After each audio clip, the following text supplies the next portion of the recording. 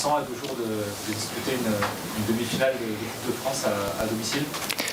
Honnêtement, on se sent très bien. On se sent très bien, on se sent excité et beaucoup de hâte. Beaucoup de hâte parce que, en fait, quand on est footballeur, on vit pour ce genre de moment. Donc évidemment, c'est que du kiff. Donc, on a hâte, tout simplement. Dans la période actuelle, en championnat, ça va moyen. Est-ce qu'il y a un peu de crispation? Est-ce que c'est facile, difficile de passer d'un exercice à l'autre? Alors d'un exercice à un autre, je dirais pas ça comme ça, parce que ça reste un match dans tous les cas, c'est un match de football. Alors on le joue pour le gagner, que ce soit du championnat ou de la Coupe de France, c'est toujours pour gagner. Après, faut pas non plus se tromper au début de saison, quand on parlait de maintien en championnat, c'est la place à laquelle on doit être. J'ai envie de dire, si le Havre est premier, c'est qu'il y a des raisons. Sinon on joue le maintien aujourd'hui, qu'on est 15e, il y a des raisons aussi. Mais l'objectif reste le même, on joue tous les matchs pour les gagner. Et bon, vous pensez que la Coupe de France est un petit peu plus attrayant, c'est normal, il y a plus de monde, etc. Mais on se donne autant pour le championnat que pour la Coupe de France. Donc c'est pas forcément une mauvaise phase ou en championnat et puis on se rattrape en Coupe de France, loin de là.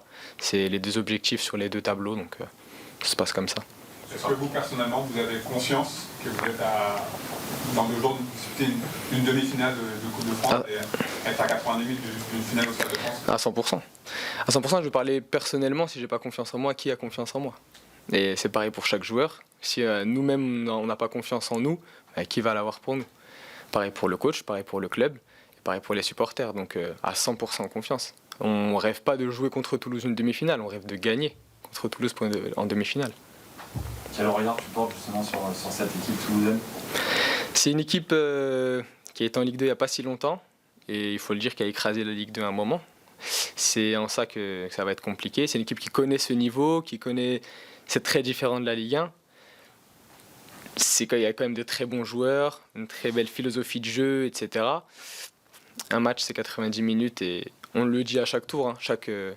En Coupe de France, tout peut arriver.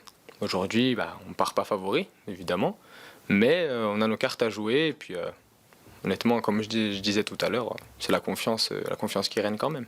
Qu'est-ce qui vous fait dire peut-être que c'est possible, comme peut-être avant Marseille? Comment le groupe C'est difficile à expliquer.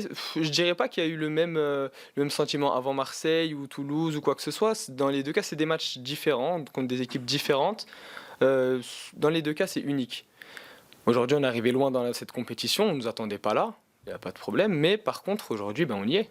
On y est, donc on n'y va pas la queue entre les jambes. On y va sérieusement, avec nos armes, et on y va pour défendre notre place, et on est à la maison. Donc il va falloir aussi sortir les dents pour... tout simplement pour assumer notre statut, tout simplement. Justement, le fait de jouer à domicile, outre le premier tour contre les Mahorais, vous jouez toujours à l'extérieur. Ça va être aussi l'occasion de faire une belle fête avec les supporters, j'imagine, avec si possible une qualification.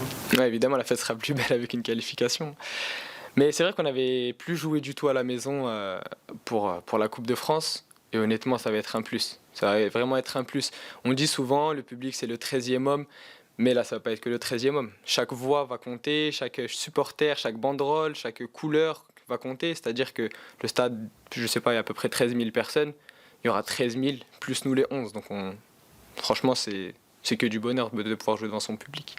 Est-ce qu'un mois après le match à Marseille, vous surfez un peu sur les sensations de cette rencontre-là ou c'est déjà oublié un peu? Surfer, oui et non. Non, on a fait notre match. Le match a duré 90 minutes, un petit peu plus avec les tirs au but, et ça s'est arrêté là. La fête était belle, on rentre dans le contexte, on sort du contexte, et on s'est consacré au championnat, match après match, et aujourd'hui on se concentre sur celui de Toulouse, qui sera différent. Ce sera un autre match, c'est sûr et certain. Il n'y a aucun match qui se ressemble. Donc non, c'est pas vraiment, il n'y a pas de déjà vu ou quoi que ce soit. Donc, Mais au niveau peut-être des sensations, de se dire voilà, on a été porté. Porté, oui, parce qu'on a joué avec une motivation peut-être supplémentaire quand on joue au Vélodrome, etc. Mais je peux vous assurer que l'équipe, en tout cas, que ce soit l'équipe, les joueurs, le staff ou quoi que ce soit, quand on sera sur le terrain juste à côté en bas, la motivation elle sera décuplée aussi. Comment ça se passe là, avec je sais pas, les amis, la famille C'est énormément de fierté. C'est beaucoup de fierté. Et c'est un peu à double tranchant, donc il y a de la fierté, mais en même temps on n'a pas envie de décevoir, on n'a pas envie de s'arrêter là, tout simplement. J'ai la chance d'être originaire quand même du coin, donc j'ai beaucoup de familles, d'amis qui viendront voir le match, etc. C'est que du bonheur. honnêtement, on va pas se plaindre. Le téléphone n'arrête pas de sonner, il y a des messages constamment.